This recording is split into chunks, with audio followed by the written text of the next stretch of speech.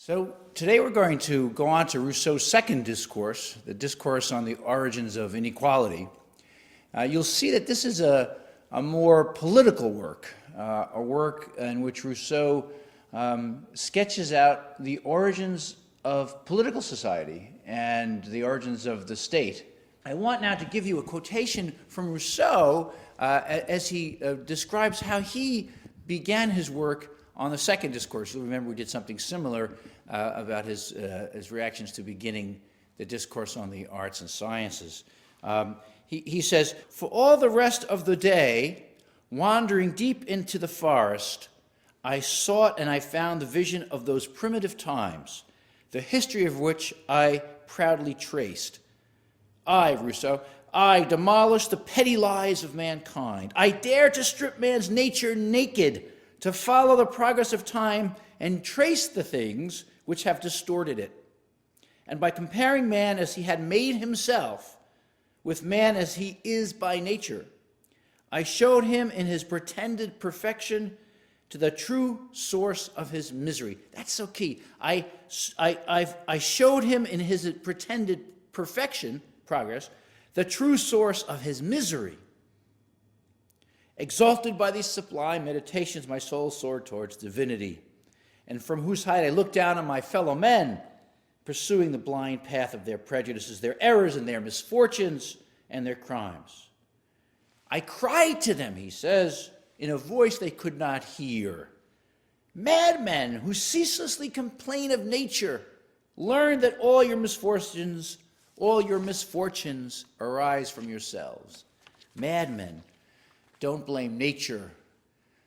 It is yourselves, your distance from nature, your corruption of nature, which is your problem. This is the beginning of the second discourse. That was how Rousseau described writing the second discourse in his Confessions. You can't have coherent thinking without an idea of nature, because you need nature to do something. You need, the idea of nature does work. And everyone who says, the Rousseauians claim, everyone who says they no longer have a concept of nature, they're beyond that. They've troubled it, they've critiqued it, they've dialectically negated it. All of them are hypocritical or just not very smart from the Rousseauian perspective. They have an idea of nature, they just don't want to show what it is. Because without an idea of nature, you can't have a place from which to critique the things that are your enemies, the things you don't like. This is the Rousseauian view. Without some place from which you criticize, you have no leverage for critique. So you can't, for example, and this is very much in Rousseau's mind, you can't have an idea of corruption unless you have an idea of nature. So if you say, this politician in Chicago is corrupt, and someone says to you, "Oh my God, you've never been to Chicago," that's like saying the sun is hot. What you're saying is it is natural in Chicago for politicians to be corrupt, right? That it's just what people do in Chicago. That's the nature of the Chicago politics. In Rousseau's preface to his second discourse on the origins of inequality, he says, "There is, I sense, an age at which the individual human being would want to stop. You will seek the age at which you wish your species had stopped." And what he means by that is that the good parts of our nature have begun to flower, but the evil parts have not yet found development, or the corruption has not yet set in. And he says, when we look at that period, when we are on the cusp of corruption, but not yet there, in other words, we have begun to show our potential, but for good, but not for evil, he says, the sentiment that arises must serve as praise of your first ancestors, the criticism of your contemporaries, and the dread of those who will have the misfortune to come after you. I'm paraphrasing, I think, at the end there. So it is meant, Rousseau's picture of the natural, of this point in our history when there was a balance in our lives, that is meant as a criticism of the present and a warning about the future. Rousseau says early on in the second discourse that there are two principles prior to reason. One is interest in self-preservation, and the second is the natural repugnance at seeing another sentient being suffer. And now, interest in self-preservation is pretty clear. When in danger, we want to take care of ourselves. So if we see a scary thing, we flee, or if we have to, we fight. But Rousseau thinks most of the time we can escape, we can hide, we can get away. We try to take care of ourselves. We try to keep ourselves alive. The second one, more interesting perhaps, is what he calls the natural repugnance at seeing a sentient being suffer. And he talks about how an animal, if it passes another animal who's dying on the road or in the woods, will kind of shy away, right? Will move away because there's a natural aversion to seeing any other creature with feelings suffer. And that second piece is going to be very important for Rousseau. It's really at the core of where morality comes from, not wanting to see another sentient being, not a human being necessarily, but any creature with feelings, to see that creature suffer.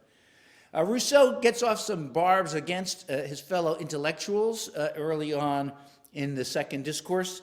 He writes, "Most of our ills are of our own making. We would get rid of most of all of them if we would retain the simple, uniform, and solitary way of life described to us by nature. If it is destined for us to be healthy, then I almost dare assert," here's the barb, "the state of reflection is a state against nature. The state of reflection is a state against nature, and the man who meditates," Rousseau writes, "the man who meditates is a depraved animal." And some of his friends actually thought he was thinking about them when he wrote that. And of course, readers for the last couple hundred years have said, "Oh, well, Rousseau himself then would fall into that category." And the answer is, of course. He knows he's a person who meditates. He doesn't think he's pure. He doesn't think he's living the natural life. He is a person of reflection, but his reflection is meant to move him away from this pursuit of progress, which is in fact, Rousseau thinks, a pursuit of perversion or corruption. Rousseau's picture of early human beings is one where human beings are much closer to other animals than they are when we get civilized. His picture of sexual mores is one where promiscuity reigns because there is no sense of ongoing connection, no sense of monogamy or anything of that kind. He says, in the primitive state, everyone bedded down at random and often for only a single night. When I'm teaching this class at a university, a residential university, it always gets a lot of giggles as it seems to describe college life. Everyone bedded down at random and often for only a single night. Males and females united fortuitously, Rousseau writes, according to chance encounters, opportunity, and desire, without speech being an especially necessary interpreter of what they had to tell one another. Isn't that nicely put? Without speech being an especially necessary interpreter of what they had to tell one another. They parted just as readily. I'm reading, I should remind you, from a translation by Victor Gurevich, which is maybe different from the one you find online. So in those early days, we're pre-family, we're pre-romantic attachments, and we're really pre-social attachment. People encounter each other fortuitously, and then they go on their way. But there is, and even in these early days, that notion of the aversion of seeing another creature suffer, that leads to what Rousseau calls compassion. Sometimes he calls it pity. He says, pity, a disposition suited to beings as weak and as subject to so many ills as we are. It's a virtue all the more universal and useful to man as it precedes the exercise of all reflection in him. So that natural beasts themselves sometimes show evident signs of it, of pity, that is. This is very important because for Rousseau, pity precedes reflection. We don't care about somebody else's suffering because we think about it. We care about it because of an instinctive, natural reaction. And pity, compassion, is not dependent on our appreciation of the status of the other who's suffering. We feel just naturally that the fact that they suffer is all we need to know. The fact that they are in pain is all we need to care about in order for that instinct, that natural feeling of pity to kick in. Why is this so important? Why is he talking about this in a essay on the origins of inequality? Because it's inequality that makes us more and more strangers to one another. It's inequality that creates a dynamic that's not based in self-preservation and compassion. It's inequality that actually creates a dynamic of further and further separation, human beings from one to the other, and also increases our satisfaction at seeing other people suffer. That's the great perversion that goes along with inequality. We'll get to that in a few minutes. That is, that with inequality, we feel if we have more stuff, we feel superior because we see other people who suffer. Our own pleasure is augmented by the difference we have from those who are poorer than we are. We'll get to that in a minute. But that's why Rousseau is linking pity, this natural instinct, to inequality, because inequality reduces the opportunities for compassion and increases the opportunities for the infliction of pain. Inequality, Rousseau underscores, is increased by society. In the woods, in the forest, in the state of nature, when we're all not the same, but we don't compare ourselves one to the other. That's so important for Rousseau. When you just run away from people, you climb a tree and hide, or you do something so you're not constantly in comparison. You are not measuring yourself against another. You are off to the next encounter. Only when you're in society, when people start looking at each other, trying to be someone else for another, act for another, only in such a situation will inequality really begin to increase in a dynamic fashion.